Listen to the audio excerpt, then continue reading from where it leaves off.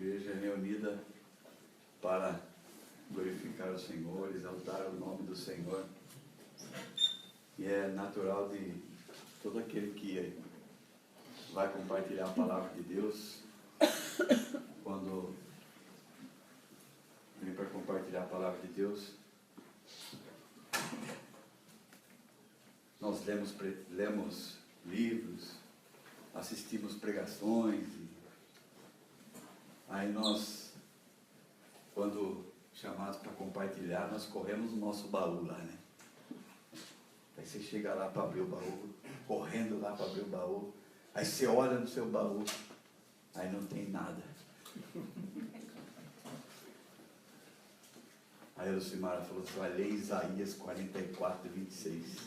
A Lucimara falou assim, sou eu que confirmo a palavra do meu servo e cumpro os conselhos dos meus mensageiros. Aleluia. Ainda bem por isso, né? Porque nós não temos nada, né?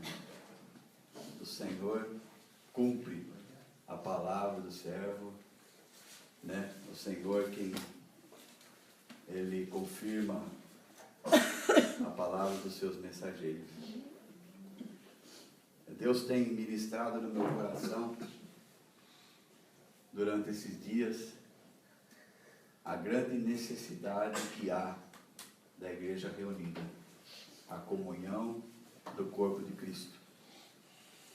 E Deus tem colocado isso no meu coração e eu tenho certeza que a igreja que estará de pé nos últimos dias é a igreja que confirma, é a igreja que tem essa comunhão com o corpo de Cristo. A grande estratégia de Satanás nos últimos dias será dispersar o povo.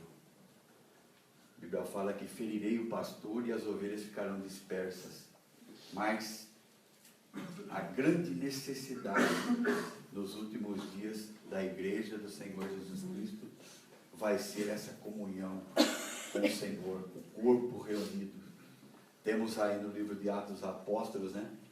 Quando o Espírito Santo desce sobre aquele povo, não somente um estava ali, mas 120 pessoas reunidas ali, aguardando a manifestação do Espírito de Deus.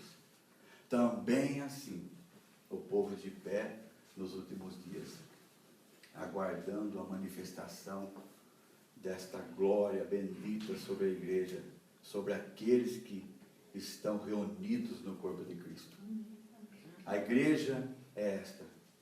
Temos como alvo a olhar para a igreja dos últimos dias, ali no livro de Apocalipse, a igreja de Laodiceia. Se a gente olhar para aquela igreja, era uma igreja rica, abastada, que não precisava de coisa alguma. Muitos hoje têm vivido essa igreja, rico, abastado, e que não há necessidade de coisa alguma. Como que se escolhesse a situação em que ele está, como se escolhesse aonde ele se reunir, como se escolhesse aonde ele quer ir. E nós temos um exemplo dessa comunhão. O exemplo de uma comunhão perfeita, ali no Getsemane. Nós, quando olhamos para aquela passagem do Getsemane, vemos Jesus ali, num momento de tremenda dor, agonia, suando gotas de sangue ali. Jesus ali, ele escolheu 3 discípulos. E Jesus escolheu esses 3 discípulos específicos, com certeza, Pedro, Tiago e João, os Boanerges, que nem eu falo pro Edson, ô Boanerges. Por que Boanerges? Porque você fala que no trovão, né? Filho do trovão. Jesus ali escolhe esses 3, leva com ele, no momento terrível desse, de agonia, de angústia, e ali no Getsemane, um momento desse, Jesus leva esses 3 para ter comunhão com ele num momento de sofrimento ali. Ao ponto de Jesus dizer, Pai, se possível, passa de mim esse cálice. Mas Jesus olha para aqueles três e os três estavam dormindo.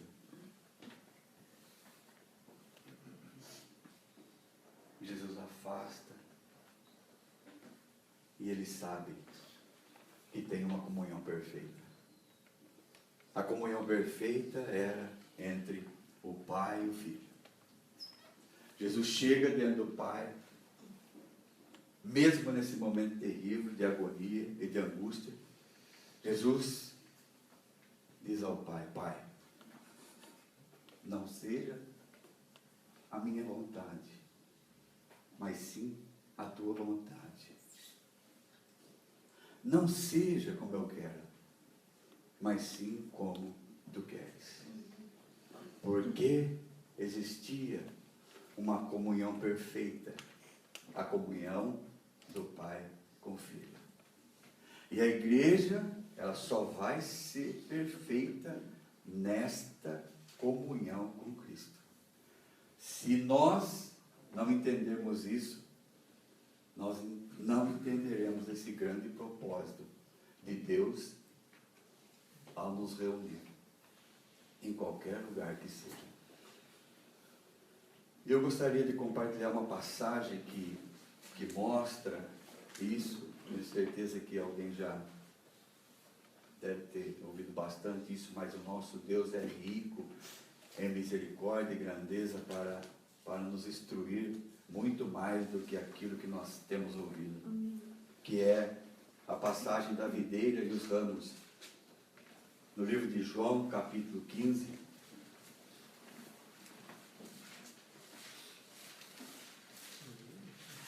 João, capítulo 15,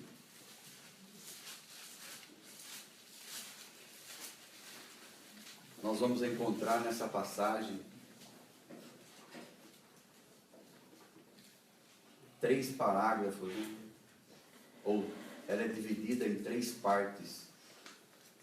Uma que vai do capítulo 15, né? Capítulo 15 de João, do versículo 1 ao versículo 11, que fala sobre a comunhão com o corpo de Cristo. A outra parte que vai do versículo 12 ao 17, que fala a comunhão entre os irmãos. E o outro que está do versículo 18 até o 27, que fala sobre o ódio, né? Que não há comunhão com o mundo. A igreja não tem comunhão com o mundo. Então ele lança esses 3 fundamentos, mostrando a primeira como o permanecer, que é a comunhão com Cristo. É o que nós vamos mais ouvir diante desta parábola. A segunda, que fala a comunhão entre uns aos outros, que é o amor. E a terceira, que é o ódio, ou a oposição, né? Então nós temos aqui, diante dessa passagem, um ensinamento glorioso da parte de Deus, aonde o povo se reúne e tem a compreensão de que o nosso Deus, Ele tem dado a nós a alegria de termos uma comunhão perfeita com Ele. Então, quando nós olhamos para isso, sabemos que se estamos ligados à videira, se estamos ligados a Cristo, nós aprendemos a amar uns aos outros. E se nós amamos uns aos outros, né, nós somos odiados no mundo. A Bíblia fala: se o amor de Deus está em nós, o mundo nos odeia. Então é assim que essa passagem do livro de João, sobre a videira verdadeira, fala sobre isso. Porque o que nós vamos encontrar aqui é uma grande batalha. O Fernando falou isso ontem na célula, a respeito dessa grande batalha do Filho de Deus, pelo Filho de Deus. Satanás, quando, Fernando colocou bem isso, ilustrou bem isso, Satanás, quando viu a glória que havia em Jesus Cristo, ele quis aquilo para ele. E a Bíblia fala que Satanás, com a sua astúcia, ele conseguiu a terça parte dos anjos. Mas não é também diferente do que ele ofereceu para o homem no Jardim do Éden. Valdeci disse aqui no domingo passado, qual foi a proposta de Satanás para o homem no Jardim do Éden? Vocês estão lembrados qual foi? A primeira seria oferecer para o homem glória para si mesmo.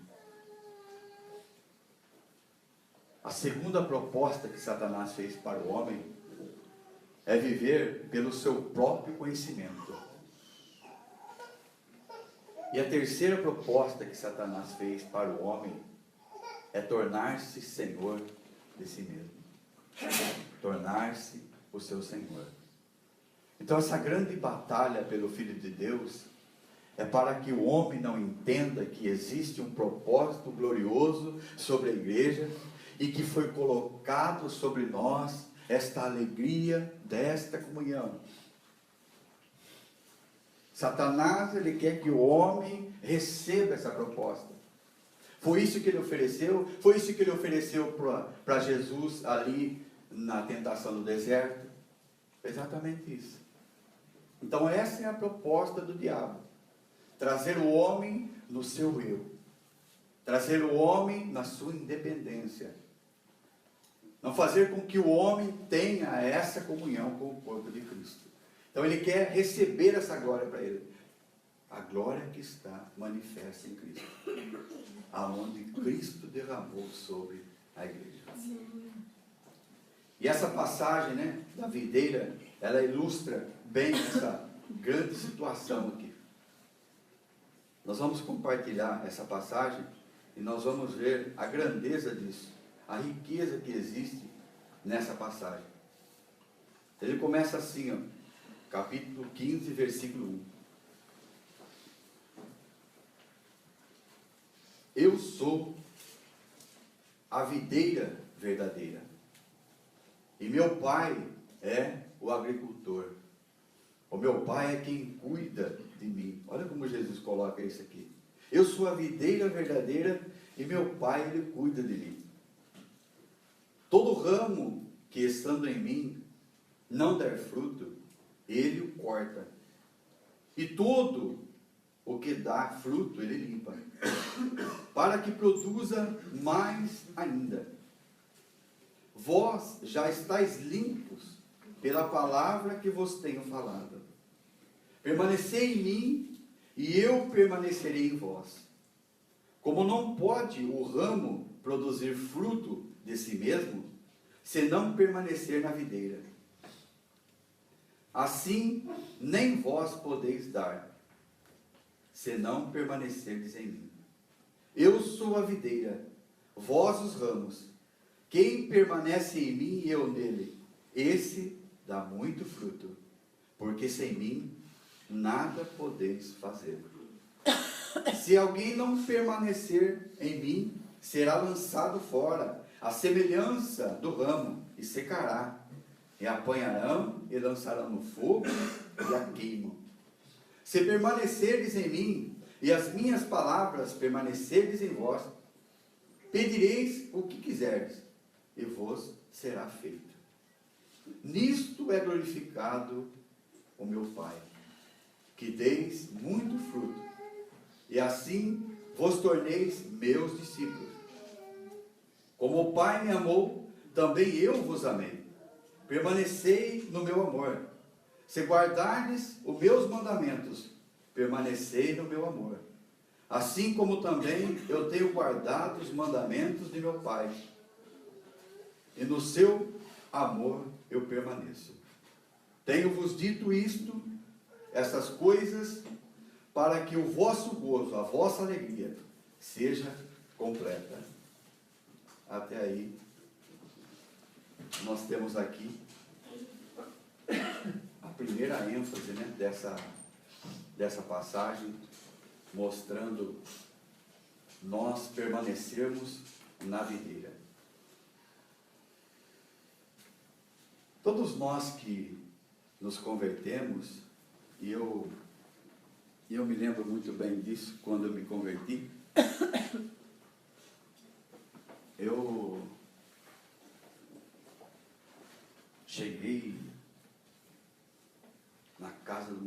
assim, para minha mãe, querendo falar do Evangelho para todo mundo.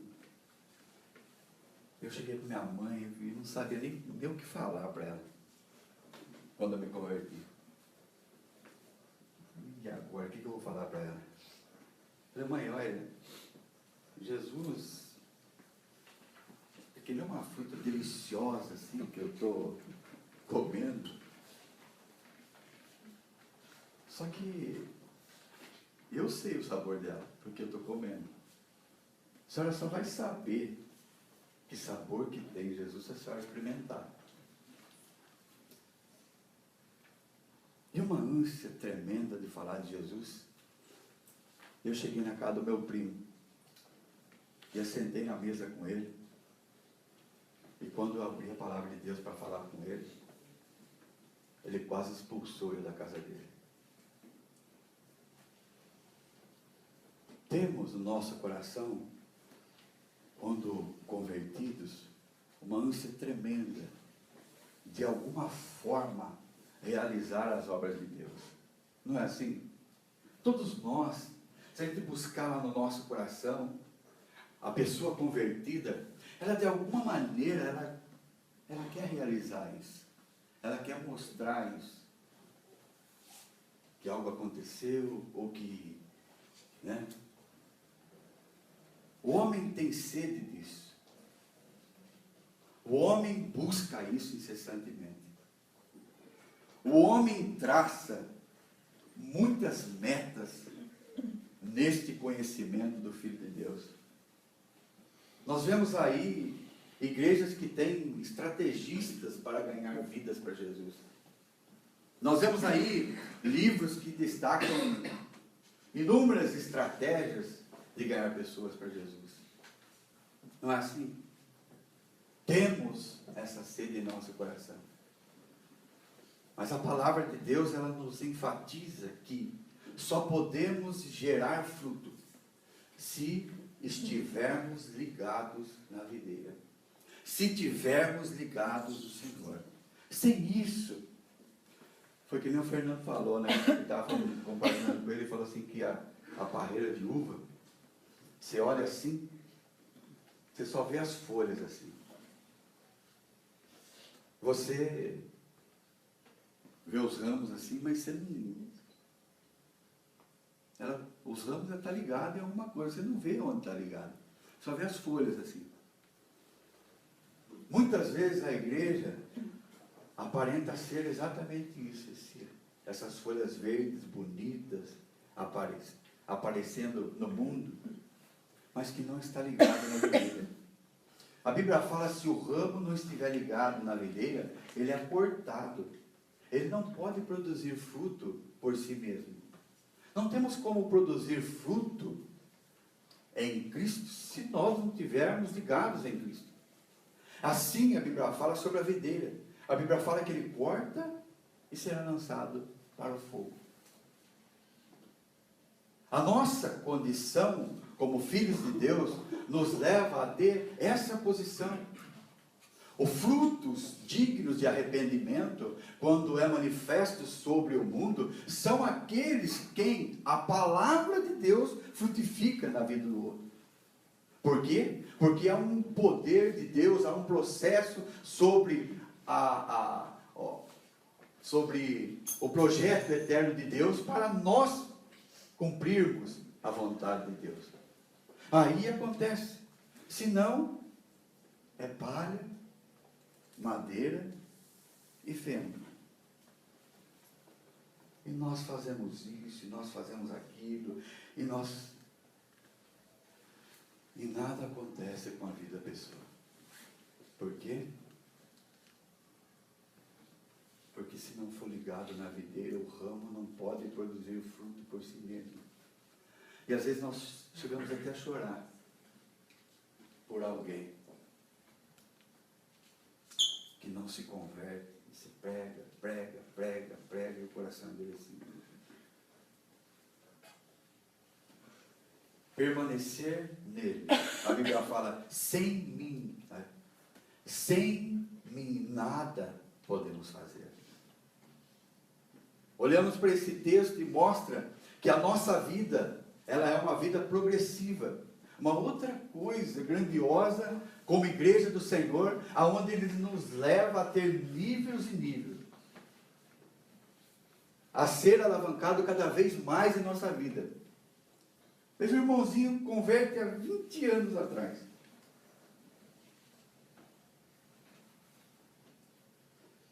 Depois de 20 anos você conhece, foi lá, vai conversar com o irmãozinho. E aí, irmão? Como está? Aí você vai olhar, mais ou menos. É igual aquele padrinho fala, ó, não cresce. O ramo, ele não se desenvolve. A nossa vida é progressiva, as promessas de Deus são grandiosas para nós, nos dá inúmeras promessas para nós crescermos mais e mais. O Valdeci aqui destacou que a igreja, ela é aparelhada de dons.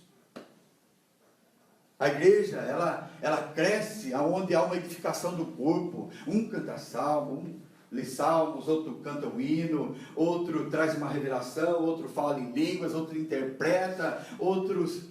Porque há um desenvolvimento do corpo de Cristo para levar nós a uma maturidade de termos a olhar para o varão perfeito, a chegarmos à estatura do varão perfeito, crescermos dia a dia no Senhor.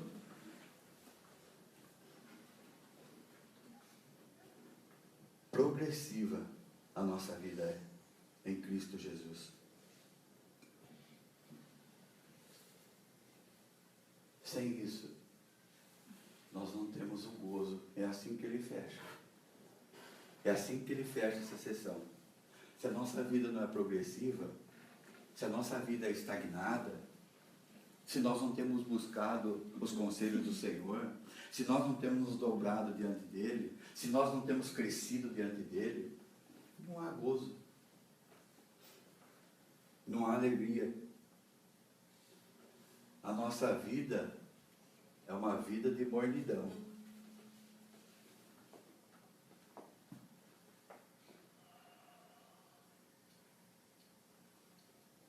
Ele termina assim, essa sessão.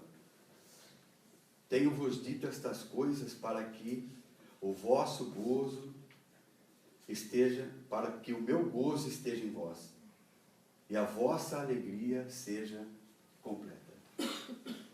É assim que ele termina essa sessão.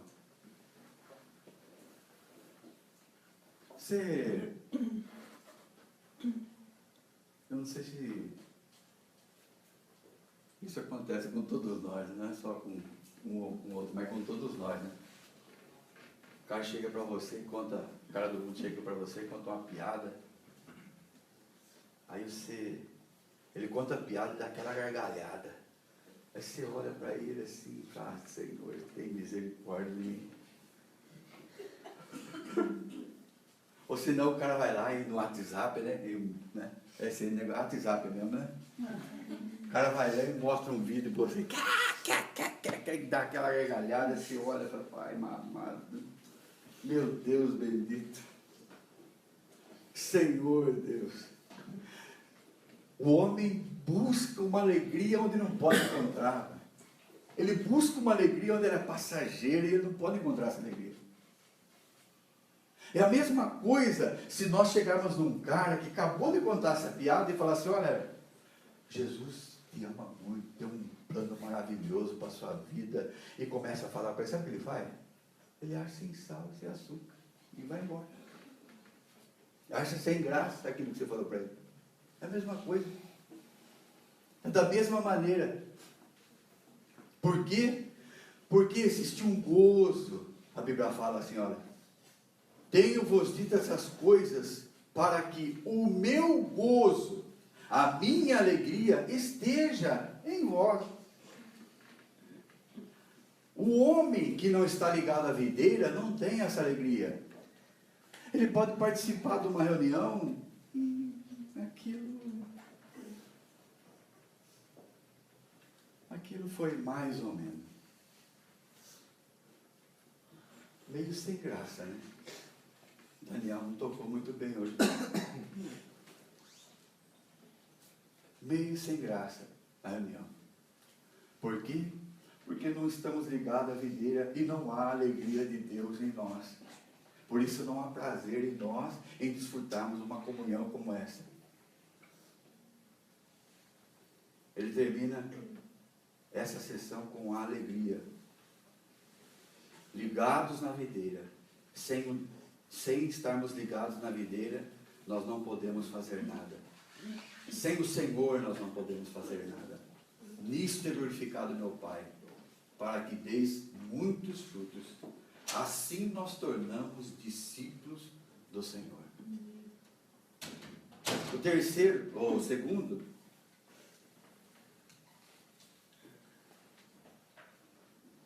ele começa no versículo 12, né?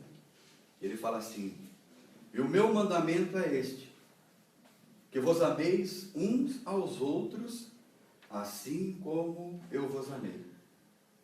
Ninguém tem maior amor do que este, de dar a alguém a sua própria vida a favor dos seus amigos.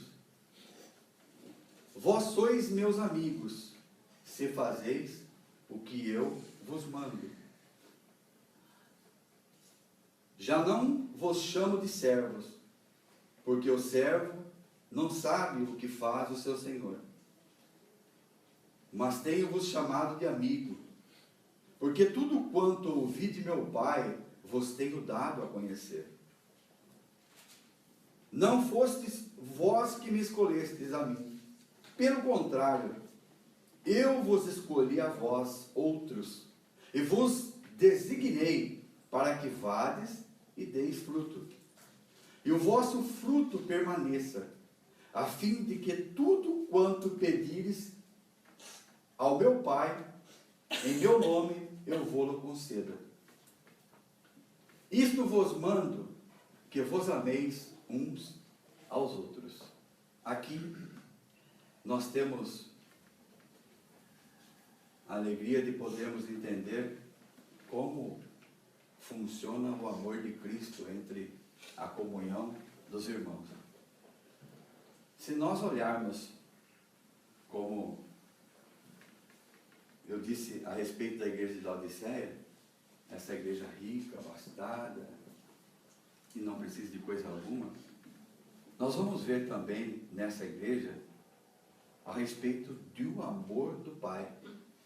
Ele começa falando assim, ó, ninguém tem maior amor do que dar a sua própria vida a favor dos amigos. Se nós olharmos para a igreja de Laodiceia, nós vamos ver que a igreja de Laodiceia, essa igreja rica, abastada, não precisa de coisa alguma, era uma igreja o quê? Pobre, cega e nua. Aí Jesus olha para aquela igreja e diz assim, olha, eu repreendo e disciplino todos os quantos eu amo. Todos os quantos eu amo. O amor do Pai é exatamente esse. Às vezes nós temos a compreensão de que nós podemos sermos amigos de Deus de qualquer forma, de qualquer jeito. E nós vemos aqui nessa passagem que não é bem assim. Ele mostra aqui algo grandioso a respeito de sermos amigos de Deus. Ele fala assim, ele começa aqui como um mandamento no versículo 12 e termina no versículo 17 falando assim, isso vos mando. Ele fala, versículo 14 fala assim, ó, se sois meus amigos, fazeis o que eu mando. Somos amigos de Deus? É difícil a gente ver Jesus dando uma ordem aqui, né? Mas aqui Jesus dá uma ordem. Se você quer ser meu amigo, você vai ter que fazer o que eu mando.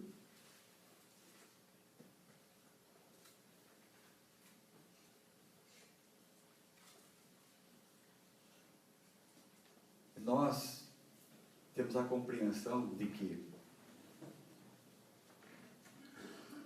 ser amigo de Deus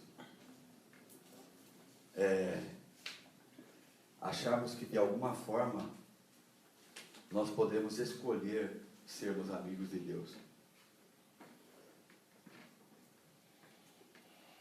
A igreja que vive esse amor de Cristo, ela não vive porque ela escolhe viver isso.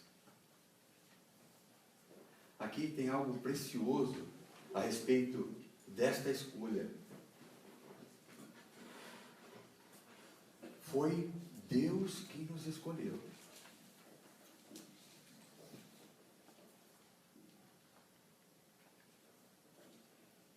Isso é importante nós pararmos para meditarmos. Como que funciona o amor de Deus na igreja? Vou chegar, assim, vamos virar para cada um e falar assim, eu te amo, irmão, em Cristo Jesus. A igreja cheia do amor de Deus.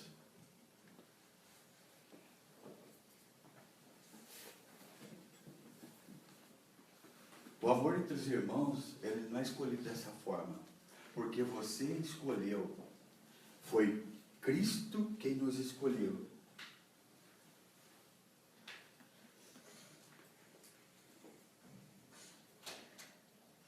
Nós compreendemos a igreja dessa forma, como mandamento? Porque se nós não compreendemos a igreja desta forma, nós vamos agir como a igreja de Coríntios. Se nós não compreendermos que o amor de Cristo está sobre a igreja, nós vamos ser uma igreja de Coríntios. Eu sou de Paulo, sou de Apolo, sou de Cefas, e eu sou de Cristo. Eu sou de Cristo.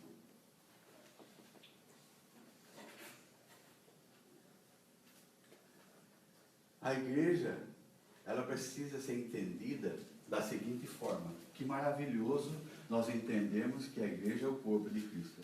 Nós somos templo e morada do Espírito Santo, o Senhor habita em mim, somos templo e morada do Espírito Santo. Então, eu não preciso de 4 paredes para glorificar o Senhor. Mas assim, que maravilhoso nós entendemos isso. Eu escolho estar ou não estar com os irmãos. Eu escolho reunir ou não reunir.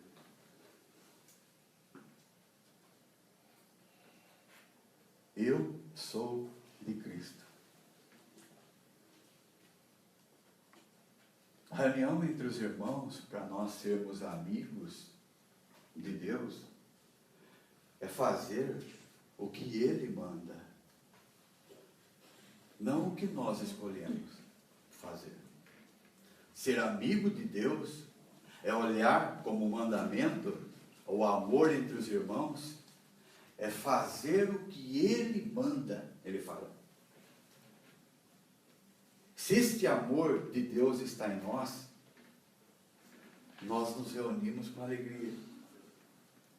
E a nossa alegria é completa.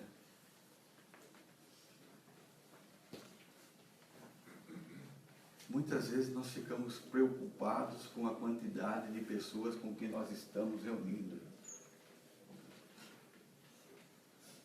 Veio pouca gente hoje, veio muita gente hoje. Isso devia ser uma vergonha para nós, como amigos de Deus. Porque o maior prazer de Deus é estar reunido com seus amigos. O servo não sabe, mas o amigo sabe. Por isso que Jesus aqui, como igreja, ele dá uma ordem na reunião do corpo. Ele dá uma ordem sobre a reunião dos santos, onde nós desfrutaremos disso como uma comunhão bendita com o Espírito de Deus, recebendo da parte de Deus as verdades e crescendo no Senhor.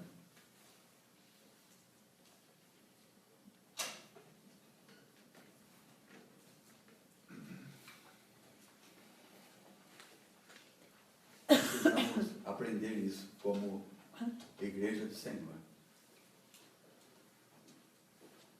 Aprender que há zelo na casa de Deus. Há zelo. Às vezes destacamos a ceia, quando fazemos a ceia com muito temor e colocamos ela dessa forma para que haja temor na igreja em participar dessa mesa, mas sem compreender a união do corpo, o homem continua sendo sozinho, se não compreendemos o que é a igreja.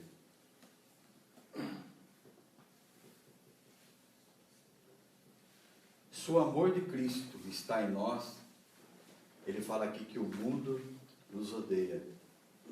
No versículo 18, ele fala assim: se o mundo vos odeia, sabei que primeiro do que a vós outros, me odiou a mim. Se vós fosseis do mundo, o mundo amaria o que era seu. Como todavia não sois do mundo, pelo contrário, dele vos escolhi. Por isso o mundo vos odeia. Lembrai-vos da palavra que eu vos disse. Não é o servo maior do que o seu senhor? Se me perseguiram a mim, também perseguirão a vós outros. Se guardarem a minha palavra, também guardarão a vossa. Tudo isto, porém, vos farão por causa do meu nome, porquanto não conhecem aquele que me enviou.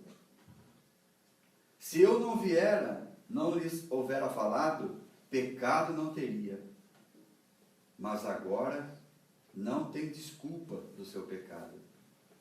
Quem me odeia, odeia também o meu Pai. Se eu não tivesse feito entre eles tais obras, quais nenhum outro fez, pecado não teria. Mas agora, não somente têm eles visto, mas também odiado, tanto a mim como meu Pai. Isto, porém, é para que se cumpra a palavra da lei. Odiaram-me sem motivo.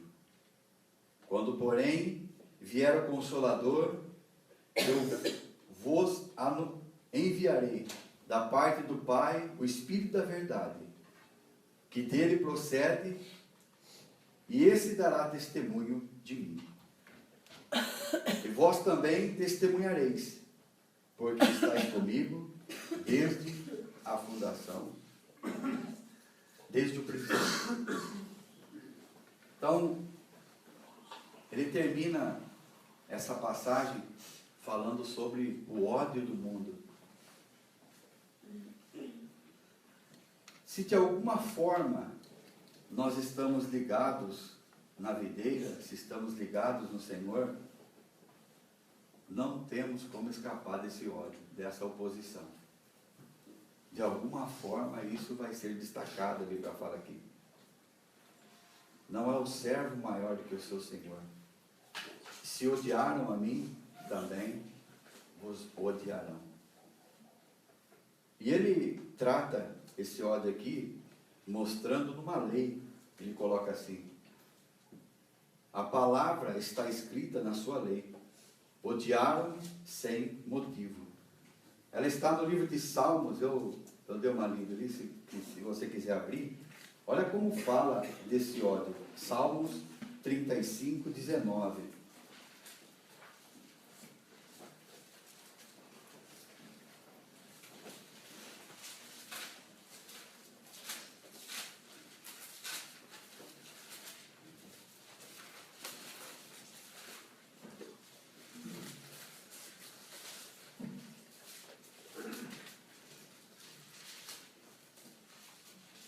Olha de onde Jesus tirou essa lei. Não se alegrem de mim, os meus inimigos gratuitos. Não pisque os olhos, os que sem causa me odiaram. Aí, no outro salmo que ele fala, é no Salmo 69, versículo 4.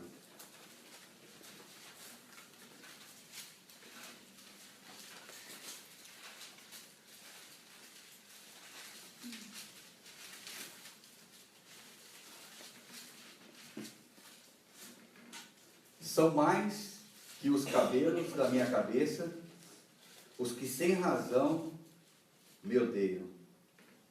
São poderosos os meus destruidores, os que com falsos motivos são meus inimigos.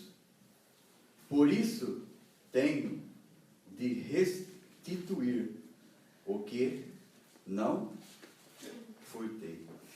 Por isso tenho que restituir o que não furtei. Como vamos entender como funciona o ódio do mundo sobre a igreja? Abre em Coríntios, 2 Coríntios, capítulo 2.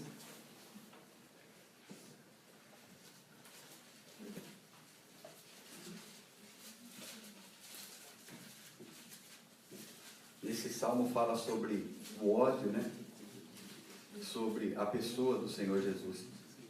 Em 2 Coríntios, capítulo 2, do versículo 14,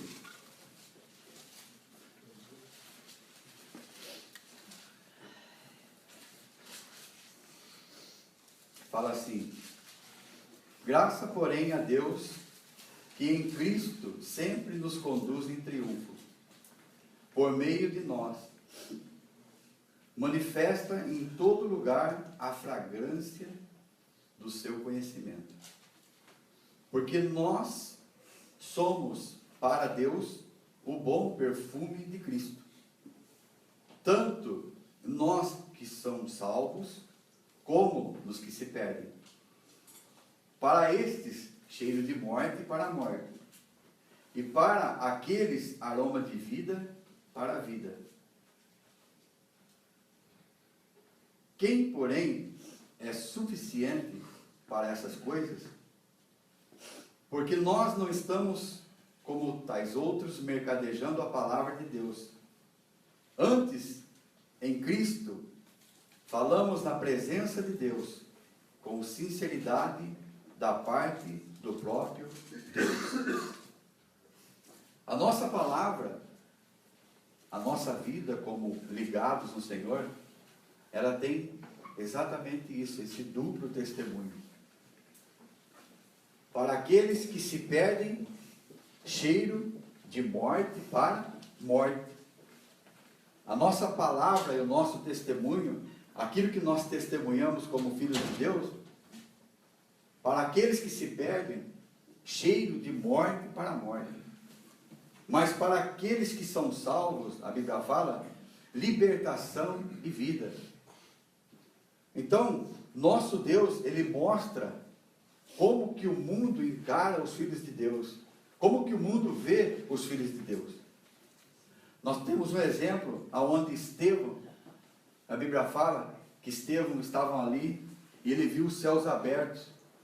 E dali Estevão profetizava e falava desses céus abertos. A Bíblia fala que aqueles que estavam escutando rangeram os dentes. Olha que testemunho maravilhoso de Estevão, né?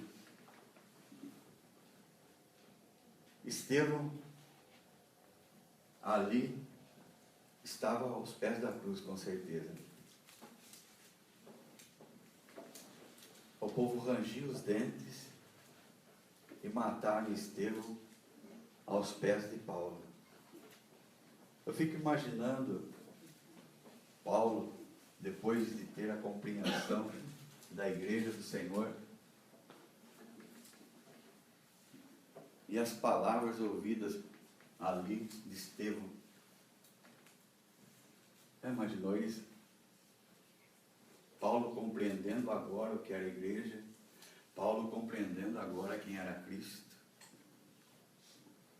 e Paulo lembrando daquilo que Estevão falava. E Paulo consentia, a Bíblia fala, a morte de Estevão. O mundo nos odeia, sabe por quê? Porque nós somos tirados dele, a Bíblia fala. Ali, no livro de João, ele fala assim: se vós fosseis do mundo, o mundo amaria o que era seu. Todavia, não sois do mundo, pelo contrário, dele, do mundo, vos escolhi. Por isso, o mundo vos odeia. Por quê? Porque a glória desse bendito Senhor Jesus Cristo, ele é manifesto sobre a igreja. E nós somos tirados do mundo. Temos aqui uma passagem para trazer para nós a alegria de ensinamento bendito para vivermos como igreja. Deus tem colocado no meu coração essa grande verdade que estará de pé nos últimos dias, onde os filhos de Deus verdadeiramente serão separados do mundo. Filhos verdadeiros que transmitem a glória de Deus. Homens que caminham para uma maturidade perfeita no Senhor Jesus Cristo. Aqueles que não compreendem que o reunir é necessário do corpo. Aqueles que não entendem que devemos ser ligados no Senhor. Nós vamos ser ainda pessoas que escolhemos o que fazer, ou aonde devemos estar, ou aonde devemos ir. Então as coisas de Deus, elas não têm prioridades para nós. Nós cantamos hinos, falamos da pessoa de Cristo, estamos colocando Jesus como centro de todas as coisas, mas para isso acontecer dentro de nós, o Senhor, Ele tem que nos escolher. Não é nós que vamos escolher ser amigos de Deus. O Senhor, Ele tem que nos escolher. Por isso que haverá alegria no corpo, nos reunir, porque o Senhor tem escolhido a nós para estar reunidos. Hoje vai dar, amanhã não dá. Quando o Senhor nos escolhe, Ele leva a termos uma vida aqui, como essa fragrância do seu conhecimento, Ele fala aqui, esse duplo testemunho, que nos leva esse aroma de vida para a vida. Quando nos reunimos, a edificação da igreja é porque está gerando vida. De alguma forma, o nosso reunir, como o Valdeci colocou no começo aqui, tem que gerar isso. De alguma forma, o nosso reunir tem que gerar esse fruto. Senão é tempo perdido. Senão o nosso reunir não passa de reunião. Mas quando há desejo e sinceridade no nosso coração, porque o Fernando compartilhou na cela ontem, quando há desejo e sinceridade no nosso coração, nós sentimos prazer no reunir. E a Bíblia fala que este amor está em nós. Com certeza, Estevão não continuou calado, mesmo sendo apedrejado, porque o amor de Deus estava nele. E ele continuou falando. Por quê? Porque ele conhecia o caminho. Ele viu o caminho. Por isso ele pôde falar. O mundo nos odeia, o mundo odeia aquele que conhece o caminho. O mundo odeia aquele que Cristo escolheu. Não aquele que escolhe a Cristo. O mundo odeia aquele que Cristo escolheu.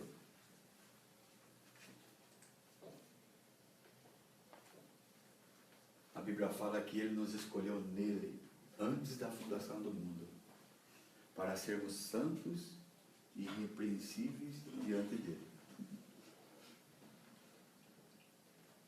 Que maravilhoso a igreja poder entender isso.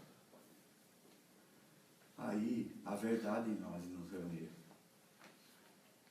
A alegria em nós em poder nos reunir. A alegria em nós em podermos dizer, como a Bíblia fala, ser enviados. Eu vos designei para que vades e dê fruto. Eu vos designei para isso. Vai e dê fruto. Por quê? Porque eu vos escolhi. Não fosse vós que escolhi, mas eu vos escolhi. Aí vades e dê fruto. A igreja dos últimos dias é a igreja que vai quebrar principados, potestades. É a igreja que vai guerrear. A igreja de pé dos últimos dias será essa. A comunhão do corpo com o Pai perfeita, onde vai gerar frutos dignos de arrependimento. E haverá pranto na igreja. Por quê? Porque o mundo está em densas trevas. O mundo está em tremenda agonia. Se olharmos a condição do mundo e vermos o que o mundo oferece hoje, essa é a proposta do diabo. O diabo fala assim, em ser um com ele, na realidade. O diabo fala isso. A mesma palavra. Em ser um com ele. O diabo fala. Mas que maravilhoso é poder entender que o nosso Deus tem derramado isso sobre a igreja. Tem derramado essa porção. E que nós não estamos só. Ele fala assim, existe uma comunhão perfeita. Assim como o Pai está em mim, eu estou em vós. Assim como o Pai está em mim, eu estou em vós. Essa é a comunhão perfeita. Que nós possamos desfrutar disso como igreja. Amém? Amém.